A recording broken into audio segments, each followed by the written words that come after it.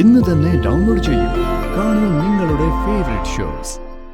എന്ത് പ്രശ്നത്തിൽ അഭിചന്ദ് ചാടിയത്? അത് ഞാനും കുറെ കൂട്ടുകാരും കൂടി ഓരോ കുഴപ്പങ്ങൾ ഒപ്പിച്ചതാ.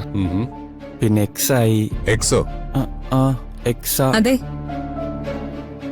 എക്സാമിന്റെ കാര്യമാവും പറയുന്നേ.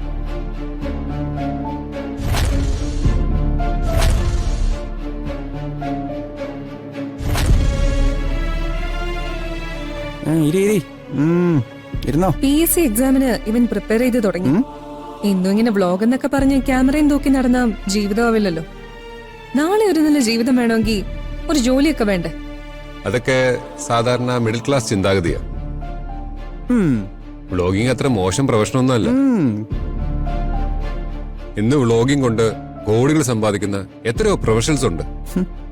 അത് ആ ലെവലിൽ എത്തിയവരല്ലേ? അതെ. വേണ്ട വൃത്തിയേട്ടാ, ദുർഗേച്ചിയെ തർക്കിച്ച് തോൽപ്പിക്കാൻ നമുക്ക് കുറച്ച് പാടാ. അതൊക്കെ ഓവർ കോൺഫിഡൻസാ. തോൽപ്പിക്കാൻ കഴിവുള്ള എതിരാളികൾ വന്ന ആരാണെങ്കിലും തോറ്റുപോകും. അത് ശരിയാ. എനിക്കങ്ങനെ ആരെയും തോൽപ്പിക്കണമെന്നൊന്നുമില്ല.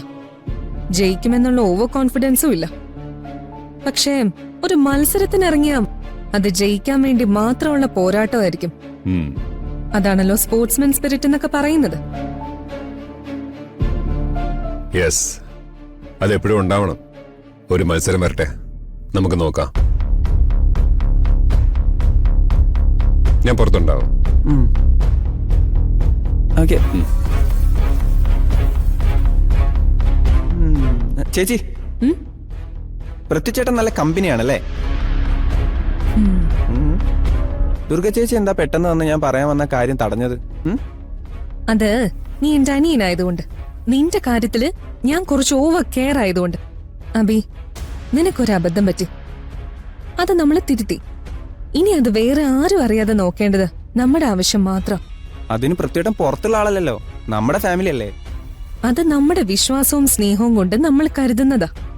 പൃഥ്വിക്ക് ആരെയൊക്കെ അറിയാമെന്നോ ആരുമായൊക്കെ ബന്ധങ്ങളുണ്ടെന്നോ നമുക്ക് വ്യക്തമായ അറിവില്ലല്ലോ.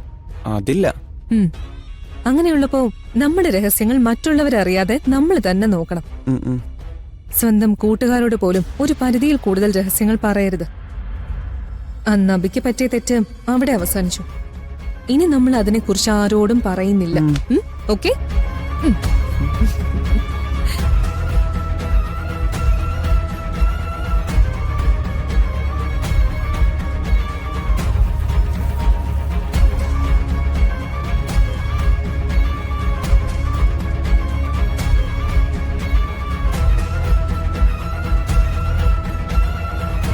എന്താ ആലോചിച്ച് നിൽക്കുന്നേ? നീരജേ, പൃഥ്വിയുടെ കല്യാണം നടക്കാതിരിക്കാനേ നമ്മൾ കുറച്ച് പരിപാടികൾ ഒപ്പിച്ചെങ്കിലും അതൊന്നും ഫലം കണ്ടില്ലെന്നേ. അതെ, അതൊക്കെ പ്ലാനിങ്ങിന്റെ കുഴപ്പമായിരുന്നു. എന്ത് ചെയ്യണമെങ്കിലും എന്നോട് ആലോചിച്ചിട്ടേ ചെയ്യാവൂന്ന് ഞാൻ പറഞ്ഞിട്ടുള്ളത് നിങ്ങൾ ഇപ്പോഴല്ലേ അനുസരിച്ച് തുടങ്ങിയിട്ടുള്ളൂ. എന്തുവാടി, അതൊന്നും അല്ല. ആരാരെ കല്യാണം കഴിക്കണം, ആരൊക്കെ ഒരുമിച്ച് ജീവിക്കണം എന്ന് ഈശ്വരൻ തീരുമാനിച്ചിട്ടുണ്ട്. അതിപ്പോ മാറ്റാനേ നമ്മൾ എന്തെങ്കിലും ചെയ്തിട്ട് ഒരു കാര്യമില്ല. എന്നാലും നിങ്ങളുടെ പ്ലാൻ പൊളിഞ്ഞു പോയെന്ന് സമ്മതിക്കരുത് കേട്ടോ.